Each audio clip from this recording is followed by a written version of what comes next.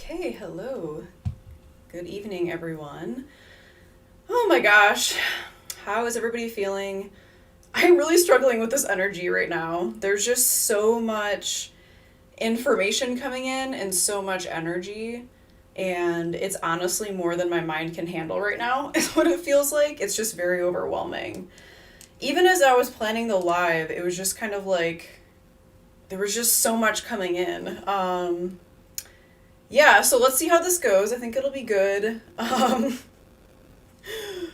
Okay, so we'll start just talking about the basics. If you have that sheet that I sent you and also your birth chart, go ahead and grab that. We'll talk about what Taurus is, we'll talk about what the second house is, and talk about some of the deities that are really relevant. That seems to be the direction I keep going with astrology. I just really enjoy talking about the goddesses because we know the planets pretty well, but we have to kind of draw in that feminine as well. And it's interesting learning about the different goddesses because the story seems to be the same in a way, over and over and over again. In all of the ancient civilizations, basically in their mythology, they believed that it was a goddess who created destiny, who created everything that is. And we kind of talked about that in the last live for the new moon in Scorpio. So basically what happened over time with the patriarchy and with these very dominant patriarchal cultures is they took all of the goddesses and they split them into two different things. And that's kind of what Virgo and Scorpio represent, is the split in femininity, the virgin and the consort, which is pretty messed up because you're still defining woman based on her sexuality rather than who she is. And that's pretty much what happened to the goddesses as well. And then Libra was brought in to be that balancing point. So we're going to talk about that. Let's just bring up the slides right now. Yeah, there's just so much coming in. I can't even sort through it all. So I'm just going to kind of go with the flow, see what happens here. Okay.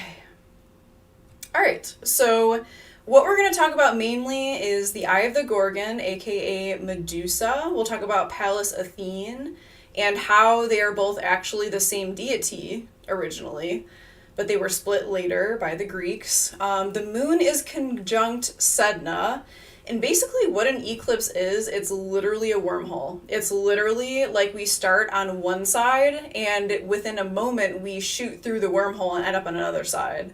So we get to learn all of these amazing lessons. We get to tie all of these loose ends karmically that would normally take us a very long time, but we can do it instantly. So we're literally with a slingshot shot through that wormhole, and we learn all of these things really, really quickly. Okay, so let's talk about, I think I should be okay. So let's talk about what Taurus is, and we'll talk about what the Taurus tarot cards are too, just so you can get a general idea of what Taurus is. I know some of you know more than others about Taurus. So look at your chart. Where is Taurus? What houses is Taurus in? What planets do you have in Taurus? So Taurus is a fixed earth sign and Scorpio is a fixed water sign. So Taurus is the bull.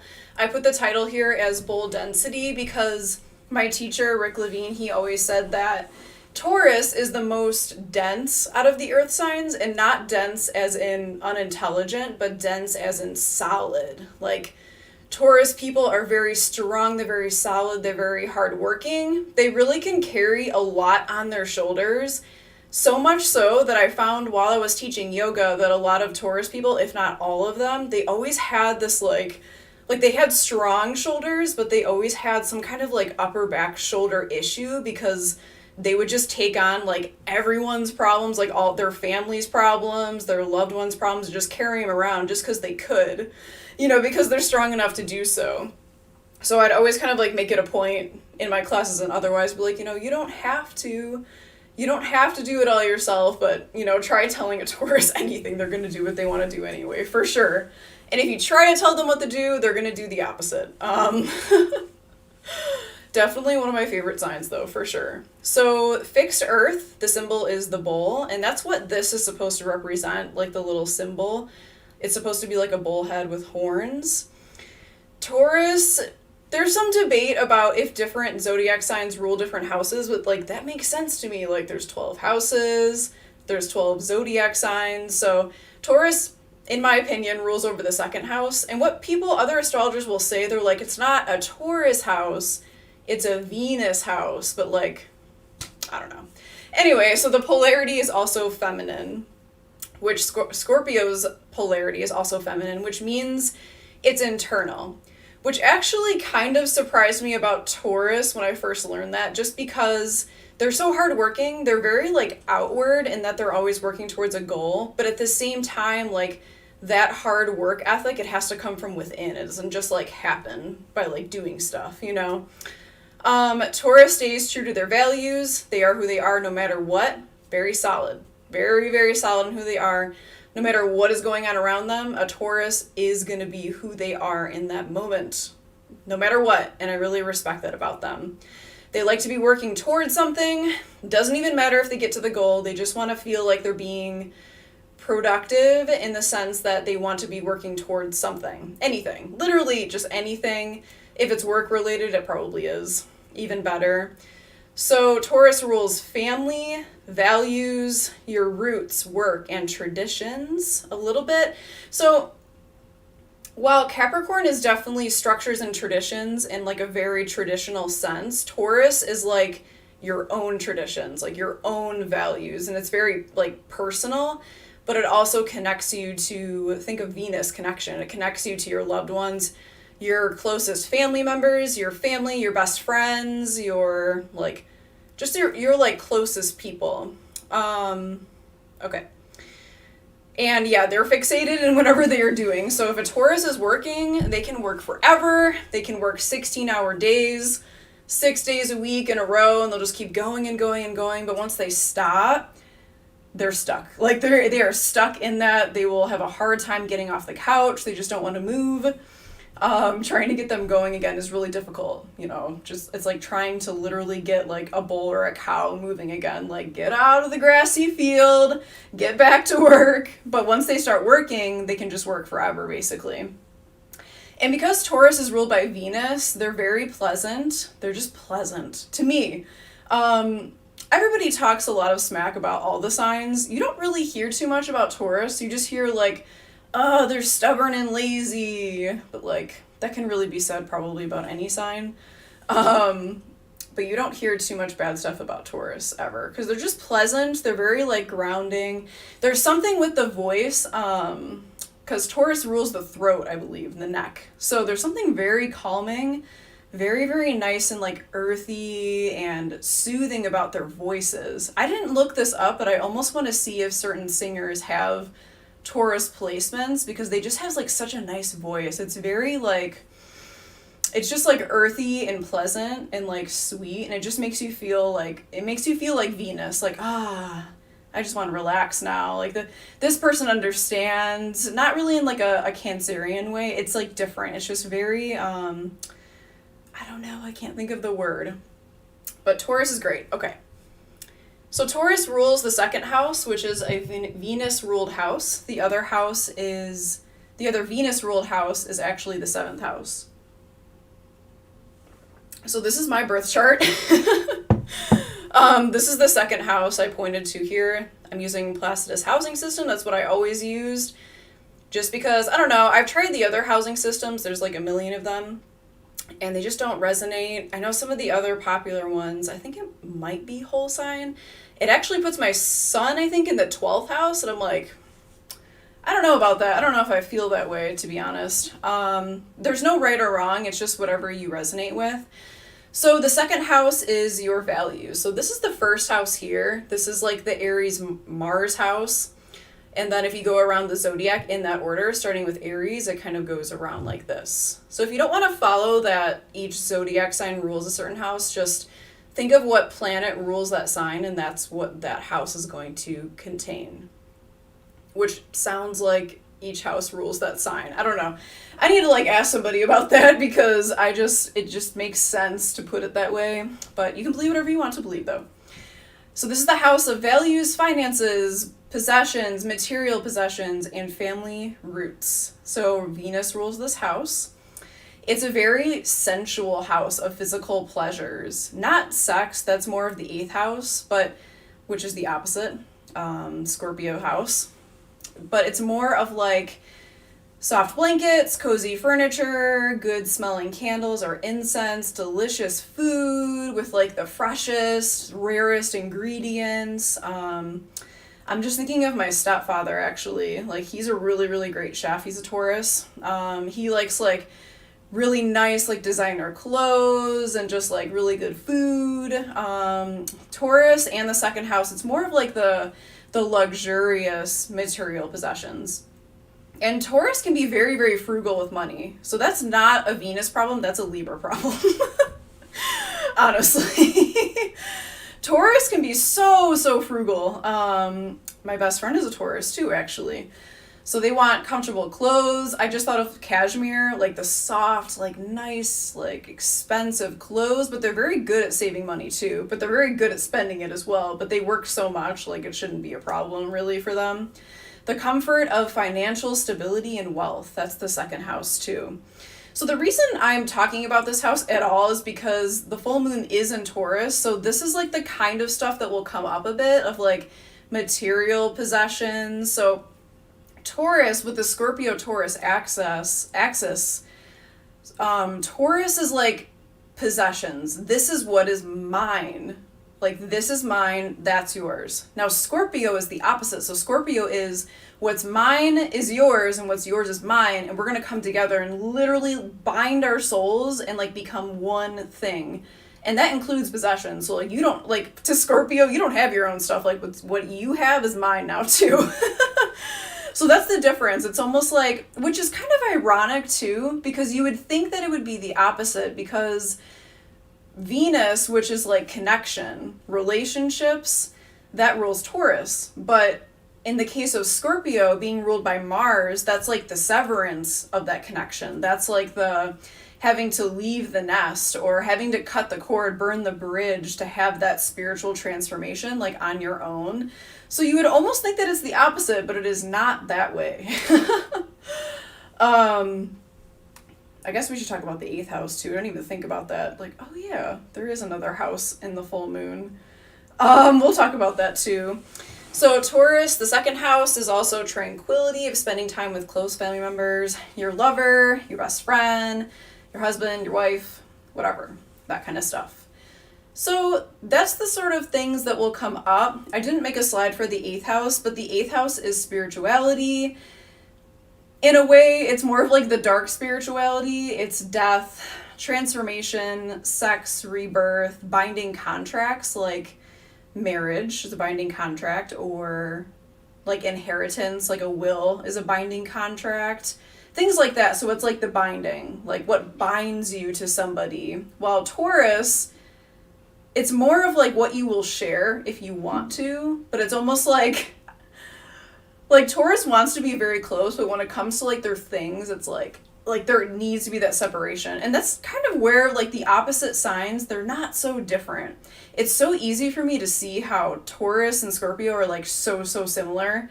It's almost hard for me to even view them as opposites because they have so many similarities, but that's really the main ones. Is like Taurus is like, this is mine, that's yours. Stay away from my stuff. Don't touch my stuff. Taurus people hate having their stuff like moved around, and like they have like they're like places for everything. Scorpio is like, well, it's mine now anyway, so if we're together, it's mine. Okay. So this is where things are gonna get weird. I just had so many downloads coming in as I was doing this. I've been texting a few of you, just trying to like sort out my mind and like just to like come to the conclusion at the end that I can't. So this is all going somewhere. Let's go on the journey. Let's see what happens. The magic of the pentagram. Now this is something that I talk about a lot, and there's so many different angles you can come towards this with, but I kind of want to wrap it up in one web, if you will, to try to like connect some of these things together, and therefore you can connect them to your own chart too. And this is going to tie into some of the most important alignments of this eclipse that make it super intense, but super powerful and empowering. Okay, the star of Venus. So the 5-pointed star is the star of Venus. Now this picture up here on the right, the top one, this is actually the pattern that if you take Venus and the relationship it has in the sky to Earth and how they rotate around the sun, you will see that it basically forms a 5-pointed star. I had a really great video I was going to show, but for some reason, like, the link broke and I just can't find another one. But look it up. The Earth-Venus rosette is what it's called. And that's what this is supposed to be. It's the Earth-Venus rosette. And as you can see, it's a 5-pointed star. And that's why the pentagram actually is the star of Venus. It's also the star of Lucifer. If you know anything about Lucifer and Ishtar and Inanna and Aphrodite and all of them, they all have various different stars. The 5-pointed star is usually what is connected to that whole lineage the most. And of course, there's the inverted and the upright. Now, I haven't really studied like the satanic symbolism or anything like that too much. From my understanding, the upright is supposed to be like literally having your head. So this is the Leonardo da Vinci depiction of man. And he was trying to basically show the measurements of humans, which, as you can see, is a 5-pointed star. So when the star is upright, that's like putting spirit above all, putting transcendence and enlightenment above all the earthly things. But if you flip it upside down, that puts all the earthly things above the transcendence, above the spiritual. So that's like a very generic, like general explanation of that. It makes sense to me though too, just thinking of the tarot card, the Devil, because that's about materialism, that's about Saturn things, which is like things of this earth, of this realm, status, power, money, career, public image, stuff like that.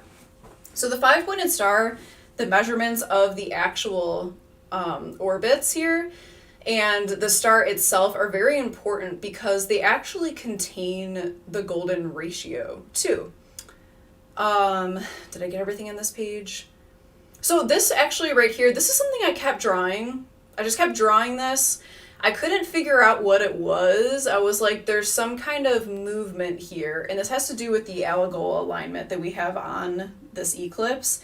I just felt like that star in particular, there was like a, what did I write? There was like a whirlwind almost that just kept like going around and around. I said there is this wind turbine swirling effect of that star in particular.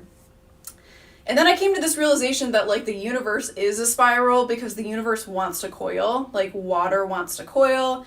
That's why like if you have water, you should like in a cup, you should like spin it around really fast and make that little tornado because that actually energizes your water because water wants to coil and everything wants to coil. So let's just go to the next slide.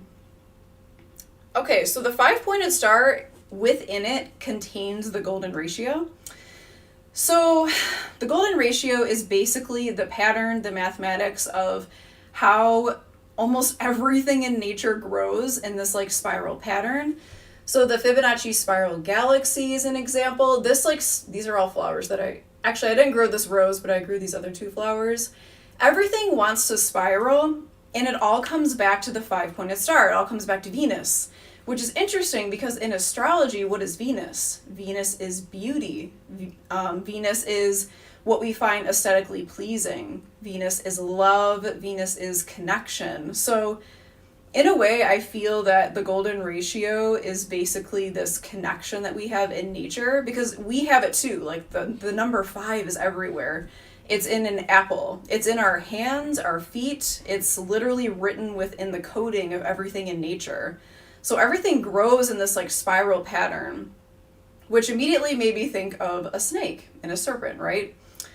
So the 5-pointed star, if you calculate it like exactly, see, I am not good with math. I'm just gonna admit it. I'm better with like the concepts, like the overall concepts of things, but when I read about math, it makes me want to cry.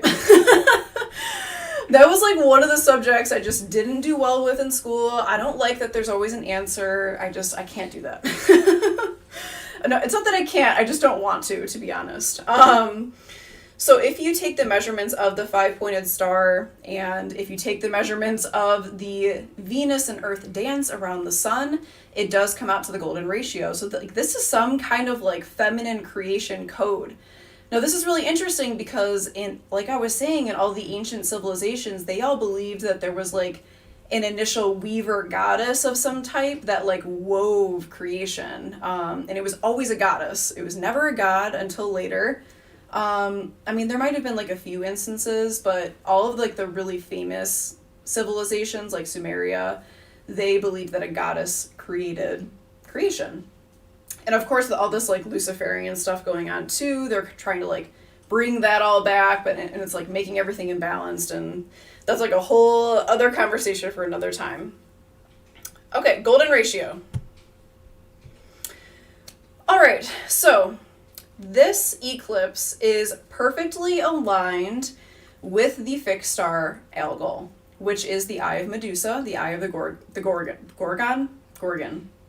that thing. Let's talk about Pallas Athene, because this is really, really important. So Pallas Athene is another goddess. This is a Greek goddess. She is a warrioress. She is a protectress of Athens. So in her story, she basically sprang fully clad in armor from the head of her father Zeus. So there was no mother involvement. She sprang from the head of Zeus and basically defended her people. The Roman equivalent is Diana. So doing research into Pallas Athene is always so interesting. I highly recommend this book by Demetra George and Douglas Block, Asteroid Goddesses. Like, this is the book. Like, if you want to read about basically any asteroids or really anything astrology, look at Demetra George's work because it's amazing. It's very, very good. So Pallas Athene, she actually originated from a Libyan snake goddess named Neith. I don't know if I'm saying that right. Neith. And Neith is the goddess of war, wisdom, art, and prophecy. Pallas Athene is also the goddess of war, wisdom, art, and prophecy. They're so similar, and this Egyptian goddess here, this is Neith. So Neith began actually in Libya, and then eventually she ended up in Egypt and became like one of their most important deities.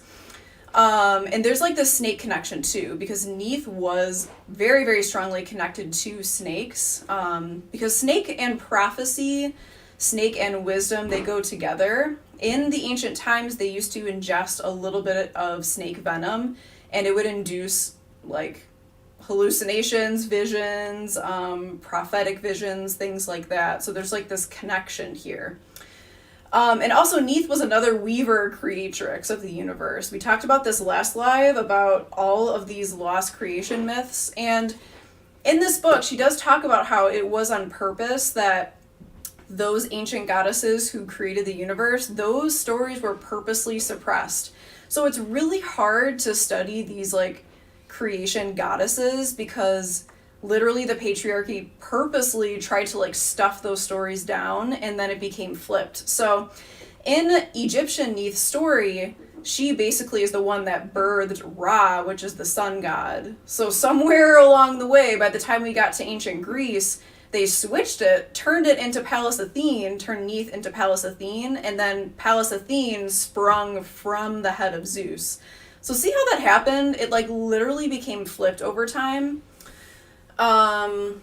Neith is the goddess of the primordial waters of creation. Let me just see. So I'm going to read a little bit from this book. You can just listen here. Okay. Throughout Pallas Athene's historical unfoldment, she is accompanied by serpent symbolism. Her gift of prophecy is derived from her essential relationship with the qualities of the serpent. Secret tradition tells that the ingestion of minute amounts of certain snake venoms caused divinatory visions. For this reason, the serpents became symbols of wisdom and the guardians of prophecy. So interesting. Can you imagine just like ingesting snake venom? Affirming her origins with the Libyan snake goddess Neith, Pallas Athene wears in the center of her breastplate the head of the serpent-haired Medusa. All right, and that brings us to the next slide. Also, King Perseus was a real person. We'll come back to that. Okay, so Medusa, Algol. Algol is a fixed star. It is considered to be one of the Bohemian fixed stars, which is one of the fixed stars in the sky that has the most power. Now, everything you read about this star is very interesting. You know, the demon star, it comes from the Arabic Ras al Ghul, which means head of the demon or head of the ghoul, literally. All of the Jewish astronomers basically wrote Algol, the eye of Medusa, as being evil, as indicating death and violence, which, I mean, the death and violence makes sense because, you know, Perseus is like running through the sky with her decapitated head. So it makes sense, but there's so much more to it than that, of course, because we're talking about a Greek goddess here. Okay, I feel like I need to slow down. All right, I'm just really excited about this, to be honest. Yes, so Algol, this is actually in the Lesser Key of Solomon. I don't know how I feel about that grimoire. It's an anonymous grimoire that has all these like symbols and sigils for, it's like a demonology book basically, but they also have symbols for the fixed stars. I think they're cool. I don't know, that's pretty much all I have to say about that. Algol is a really powerful star. It's actually a rare triple star system. This is a real picture from inthesky.org.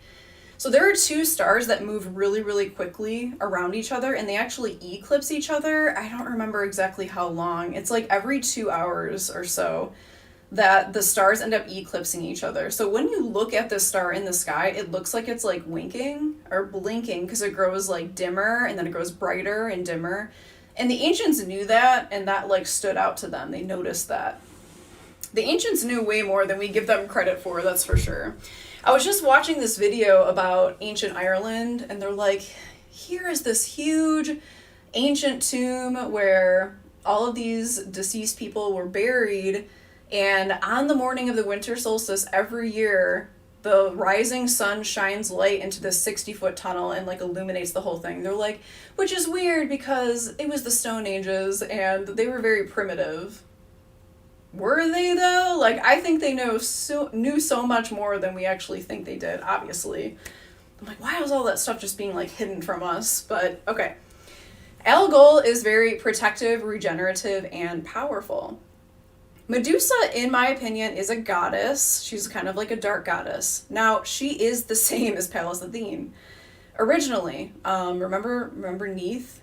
So Neith basically is Pallas Athene and Medusa together. They were split eventually, and a really messed up story came from that in Greek myth. So was Medusa cursed with the snake hair, or what? Why was she being punished? Was it to protect her? This is interesting too. I was thinking of Mother Mary stepping on the snake, and when I grew up Catholic, I learned that the snake was supposed to represent evil. But why? Why is it supposed to represent evil when in all of these ancient times, the snake actually represented like the creation goddess? See, it's all starting to come together here. So the snake initially was not an evil symbolism at all. It just became that by certain societies trying to suppress the feminine wisdom, to suppress the goddess creation myths. I love snakes. I think they're fantastic. All right, so we'll talk about this and then what happened basically with Medusa. Actually, it would make more sense to talk about Medusa first. So let's come out of this for a second.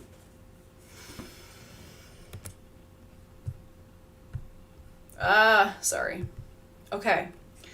So I'm going to try to paraphrase this. We'll see how it goes. So the story of Medusa. Medusa, and this is the real story. Medusa was a beautiful maiden. She was like one of the most beautiful priestesses. She was a priestess of Athena, of later to become Pallas Athene. Or was it before? I don't know. So Pallas Athene basically was Athena's temple. She was violated by Poseidon on the steps of Athena's temple. And I believe that in some versions of the story she became pregnant too, but Athena was so humiliated by this, she didn't punish Poseidon, she punished Medusa. Medusa didn't have snake hair at this point. She was like a beautiful priestess. Everyone like admired her, including the gods. So after Medusa had this happen to her, Athena punished Medusa in the story, which always like confused me so much. I'm like, why? Why would you do that? Anyway, so she cursed Medusa to have like the really hideous serpent hair, and every time Medusa would glance at someone, they would turn to stone. So she went to go kind of like live off away from people. Now, there are a lot of theories. I actually made a post about this on my Instagram a while ago about Pallas Athene, and I kind of related to this to like Britney Spears shaving her head too, which was, let's be real, a totally understandable moment in her life. I mean, I think I would have done much worse, honestly, than just shave my hair off. So the thing is, with Pallas Athene and Medusa, it doesn't make sense why she would punish Medusa. So in a way, this was like, in my opinion, and what other people think as well, this was like a way to protect Medusa. Because if she had these really hideous serpents in her hair, and if she could turn men to stone, she's protected. You know, no one will ever bother her or, you know, violate her again, ever, because they're terrified of her. Now, what's interesting in the Greek myth is that Athena actually supplies the god, is he a god? I think so. Perseus, with this magical shield to basically show to Medusa. Medusa sees her own reflection and it freezes her. So like the curse kind of like bounces off the shield. So he goes and finds Medusa, holds up the shield, Medusa like freezes herself, and then he like cuts off her head. And Athena helps him do this. It's just, it's interesting. So basically what this is supposed to be, again, this is coming from the Asteroid Goddess book. There actually was a King Perseus. I did not know this. So the whole story about Perseus coming in, cutting off Medusa's head, blah, blah, blah, it's actually supposed to symbolize, at that time period in history, in Greek history, that is supposed to represent women getting cut off from their power, their serpent wisdom, basically. It's women getting cut off from their own empowerment, from their healing powers, their prophecy powers. And there's like this whole like blood prophecy connection as well. But that's like basically supposed to be like a historical representation of when the goddess temples were destroyed in Greece, and when women were basically forced to split. So like, for example, Pallas Athene is this like great protectress, warrioress. Well, she was forced to split from her serpent wisdom, prophetic power self. So that's like literally like representing that split in what happened to like the divine feminine, which is like so interesting to me. Okay, so there's also this whole other theory too, just like a bit of a trigger warning with the Medusa being violated and her freezing powers. So another theory is that like becoming frozen in fear, there's like another kind of analogy there of how she can like turn men into stone. So now I'm going to read to you some of the interesting thoughts that I had, and then something that I believe that I channeled from Medusa herself. I feel really weird saying that, but that's just what happened. Okay. One of the things that I thought about is in Irish Celtic history, the head was thought to contain the soul. So in ancient Ireland, they would take the heads of their most famous warriors and like display them, which is so weird to think about now. But they would like literally, like once the warrior died, they're like, okay, let's cut off their head and bring it home and like display it. That's just so crazy to me. But they would also take the heads of their enemies home too, and oftentimes they would basically offer it up to Maca, which is, to some people it's like one of the versions of the Morrigan. It probably very much is one of the versions of the Morrigan, and it was called Maca's mast. So like mast, like an acorn, how the acorns would be like scattered all over. They would bring home the heads of the enemies that they killed and offer it up to the Morrigan. Yeah, I wonder if she's like really disappointed in the things that I offer her now, because people like literally used to give her human heads.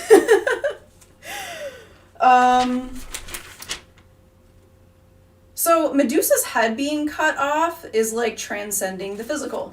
I was really trying to think about what this is supposed to represent.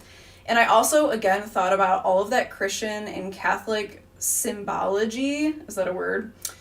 Of Mother Mary stepping on the serpent. They're like, oh, she's stepping out evil. But like, if you know the history, I don't think that's what is really happening.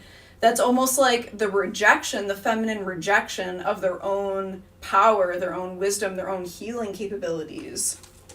All right, so I'm just going to read you what I started writing and then realizing that I don't think it was coming from me anymore. The strength is in its movement, its flexibility, and its vulnerability. So I'm talking about that like windmill thing I was seeing with Algol in particular, who's like constantly moving. We have those two stars eclipsing each other constantly. Algol is like a stamp of remembrance of the path of women through the centuries. Women were burned, murdered, decapitated, scrutinized, and tortured for centuries. Yet the severance of her head promises hope. Transcendence above earthly violence and discrimination. The eclipsing is lunar, ever-shifting, seen and unseen. Algol, to me, feels cool and soothing, purity of innocence, but also brutality. Stepping into power when it is taken away from you. The whole world is not listening to the secrets hidden in the messages, only the stories of the goddesses and women. So this is kind of where I think Medusa was like coming in, because it's true, like we just hear the stories, but we have to like really sit back, understand history, and try to decode what that is actually supposed to mean. Equality and balance will not be had until the ears are opened to false frequencies and transmuted via the birth/ear canal. I'm telling you, like those are not my words. I don't know. The sacred womb offering death and resurrection, hope and sorrow and rebirth. Basically, it's a fear of femininity. That's what Algol is. Fear of femininity, fear of feminine wisdom, cutting off the feminine wisdom. I mean, just imagine like how feared we truly have to be as women for them to do all of this to us. Like, seriously. So, actually in medicine, algology is the study of pain. So this star is related to pain because it's like the star of literally remembering what happened to us women, what happened to the women for centuries. It's hard to think about, but we can still see it. You know, it's everywhere. Just because maybe like men in society don't see it, like we all see it in each other. So Algol in your chart, in the chart, in the sky, it is connected to pain, but it's very like Lilith energy. Lilith has a lot to do with a lot of these same themes too, right? Like the serpent. A lot of people say like the serpent in Inanna's Halupu tree and in the Garden of Eden is also Lilith. So Lilith with the snake too, tempting Eve. It sounds like a good thing, honestly. So in your birth chart, Algol functions very similarly to Lilith, and this area of your life can indicate pain, trauma, manipulation, feeling silenced, and power and control issues. So very Lilith energy. For example, I believe Algol is in my 6th house of like daily routines and work and service work to others. And I feel that like for me personally, how that transmutes is like my pain that I go through, that's how I become of service to others, is like going through those things. Or like there's a lot of pain for me in routine. Like routine is so good for me, but it's like the number one thing I resist so much. Just because like I'm used to not having it and it's just hard to break. So Algol, I think wherever it is in your chart, it's going to challenge you. It's going to push you. And those things will really come to light now, I think, during this eclipse, what those are. And depending on where it is in your chart too, if you know your birth time. Other themes are protection, empowerment, feminine wisdom, transformation, release and detachment, transcendence, and curses turned into magical powers. Because at the end of the day, Medusa is not supposed to just represent what happened to women over time. She becomes like this pillar of strength and empowerment, and she becomes like a template for us to, again, fuse those divided things that happened in femininity and bring them back together again, but like make them even more powerful. And of course, keep things in balance with the divine feminine, or the divine masculine too. Okay, eclipse wormholes. We already talked about how eclipses are wormholes. Start on one side, go through the wormhole, end up on the other. For me, like, going through it is literally the exact moment of the eclipse alignment. That's just how I experience it. It, like, literally just happens. You just learn all of that interesting stuff, integration of lessons, quick downloads, flashes of powerful realizations, realignment with destiny, specifically with your destiny, and also the collective. And every astrologer says eclipses are wild cards. Anything can happen. And I think people are probably really nervous with Algol there, because they're like, it's violence, it's death. It is, but like, as you can see, it's so much deeper than that. It's not just what it is portrayed as. All right. That is all of the slides. Now, let's look at the actual chart. We covered a lot of it already. There's this major feminine wisdom, feminine energy going on, especially with Taurus and Scorpio both being feminine signs. Let me just make sure everything is okay here.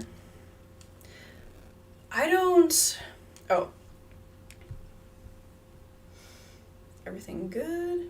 All right, everything is good. So here's the chart. Now we also have Sedna conjuncting the moon.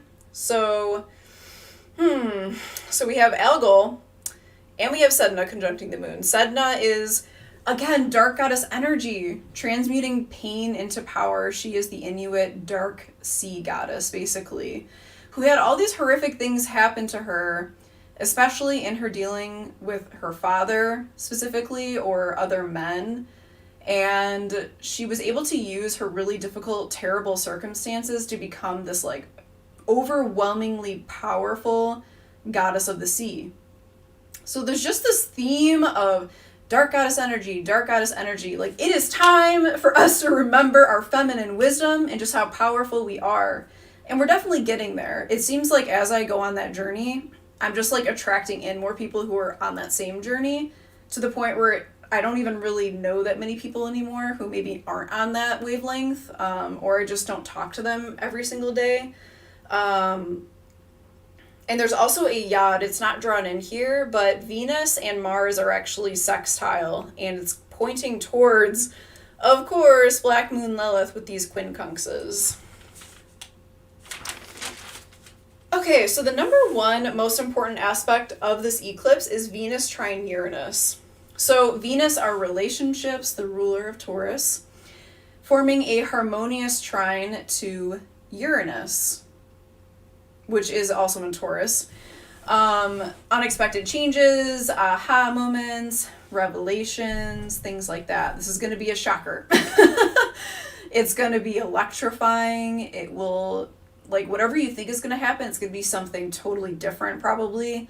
Or it'll just happen in a way that you just couldn't expect. Mars is quincunx Black Moon Lilith, which Mars is masculine. It's the martial, the soldier, the warrior, is forming this like frustrating quincunx to Black Moon Lilith. So here's Mars.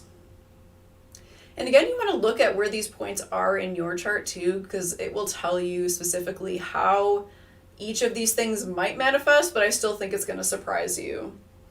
And we also have Chiron forming a sextile to Saturn. There was another Saturn thing. Where is it? So I literally, oh yeah, we'll talk about that too. So there's actually an asteroid Medusa, just found that out. And there's an asteroid Neith too.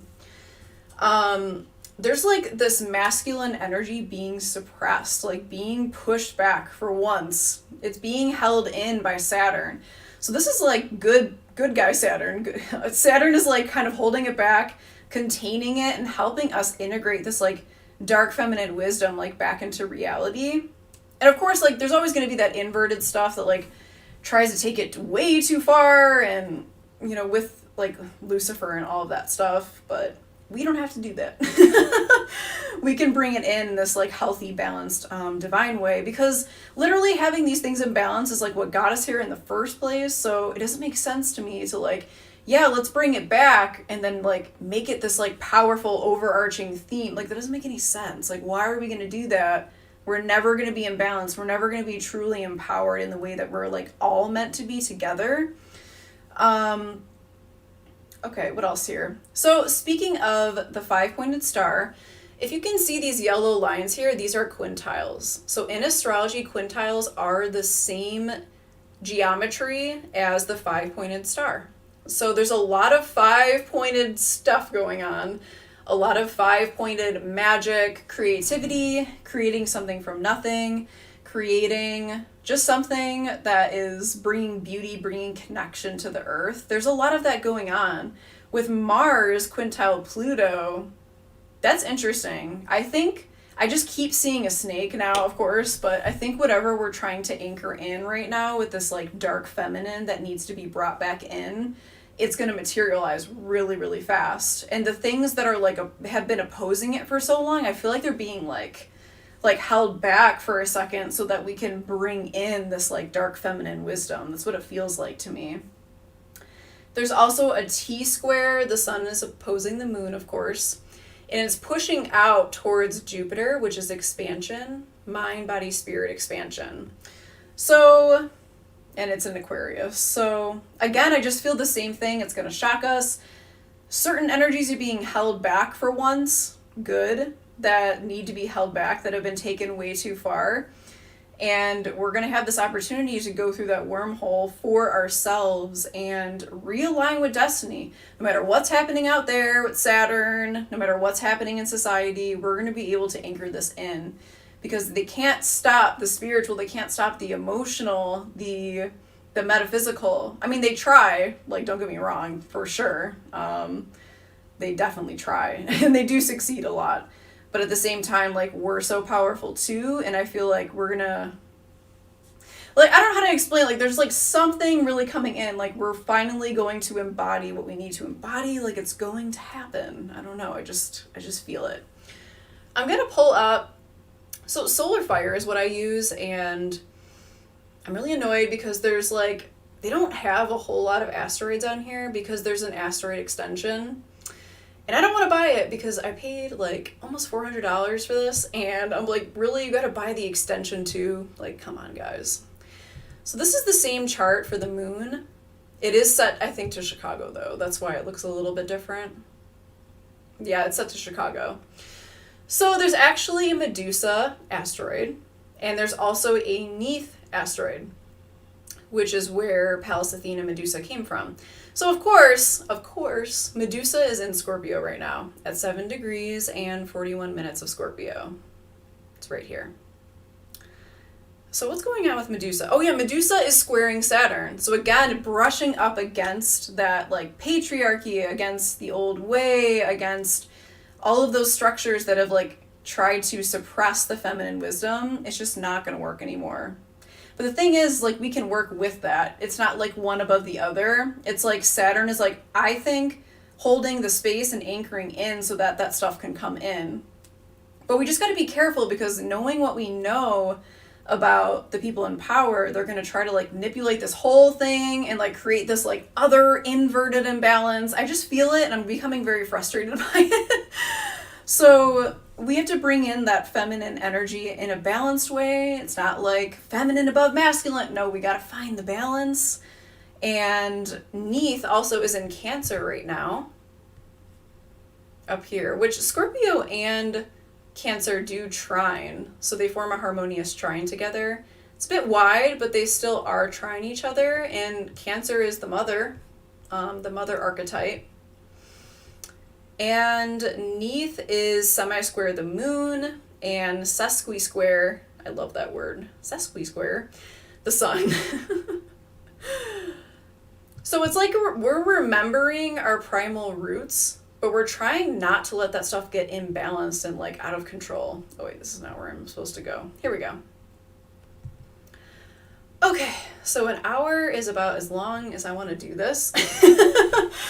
Just because I think that's enough information, and I think we're really getting a feel for like what is supposed, like the serpent, I just see like the black serpent coming in, of what it's supposed to be, and just like be very vigilant, be very aware of how forces and certain people and agencies try to bring this in an inverted way that will just forever keep us stuck, even though it seems like, I don't know if they think it's the right thing, but it's just going to keep us stuck forever. And like, if we're going to ascend, if we're going to keep moving forward, we have to bring in that energy from a balanced place. So that's what we're trying to do, basically.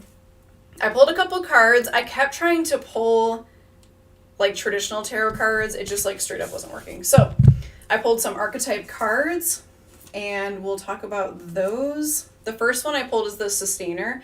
I just pulled this for, I won't say who, but someone yesterday. It looks like someone's like molding clay. And then I also pulled this card that I didn't know was in the deck, which is the Eternal Child. Actually, I'm sorry to call you out, but Jamie, if you're watching, this looks like what you painted. It's kind of freaky, actually. And the third one is the Mountain. The Sustainer is basically talking about, and actually this is interesting because the star on this side, it looks like Elgol. It's the same color. Kind of looks like it. It kind of looks like actually the thumbnail that I designed too, with like the two orbs. Okay. The Sustainer was about thankless jobs of people who are the sustainers, people who do those day-to-day tasks that are really boring, but like so essential to keep things running smoothly. To me, that's like such a traditional Eve feminine vibe, like the thankless mothering job, where that stuff is so hard to do, but our society just like has brushed it off on women of like, just do it, you know, it's your job or whatever. But that stuff is so important too. When I was reading the description, it sounded very Virgo, of like how people who are sustainers, people who play this role, and maybe we all do to an extent, some more than others, but we need to hear thank you. We want to feel like appreciated and grateful. And if we don't, we might just like throw the whole ball of clay away. Throw it out. So that plays into the Eternal Child, which I also pulled another card on accident that was just about life is supposed to be celebrated. We're supposed to have fun. I've been so busy, and like my Saturn return, of course, too, has been like very serious, kicking my booty, but forgot how to have fun, basically, is where I was getting with that. I'm going to read the Child one, because I don't think we've pulled that one before. I don't think I've ever seen it, to be honest, or I just don't remember. So this is the Archetypes by The Wild Unknown. This is the little guidebook, and she has like amazing descriptions. The Eternal Child is connected to the timeless, ageless, and infinite aspects of life. I need a sip of water.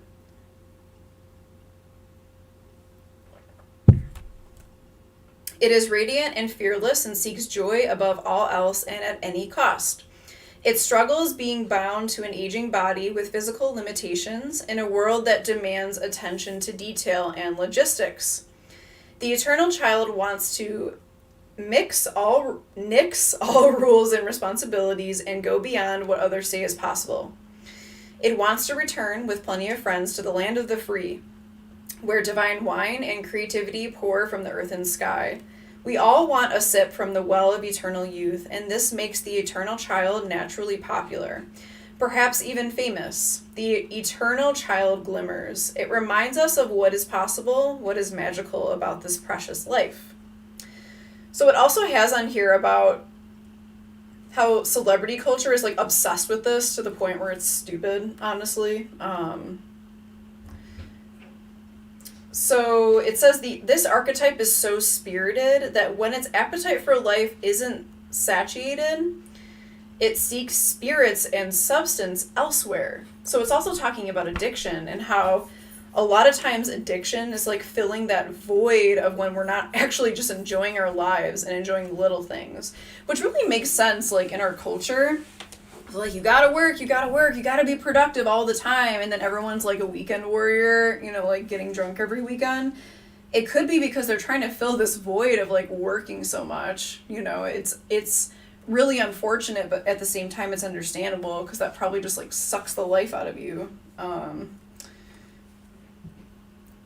It's saying that basically when this is like in light, or when it's like in a good space, it's joyful, playful, and accepts all, and magical. But when it's dark, it's addiction, selfishness, adrift, and burns out easily. That's interesting.